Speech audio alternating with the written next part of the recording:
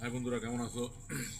আজকে সারাদিন একটু ব্যস্ত ছিলাম, স্বপ্ন একটু ব্যস্ত ছিল, এজন্য মনে হয় কারো পরিবারের জন্য আজকে যেতে পারবো ঠিক মতো না। যাওনি। আর আজকে দিনটা শরীর খারাপ আজকে। আচ্ছা, আমরা রাত্রে খাওয়া দাওয়া করতেছি, একটু মনে হলো তোমাদের সাথে একটু কথা বলি, এজন্য আমরা চলে আসলাম নাকি। খাচ্ছি আমরা, খাবার নিয়ে আমরা একটু ব্যস্ত। বিলাতি ভাজি, পেঁয়াজ আছে সাথে।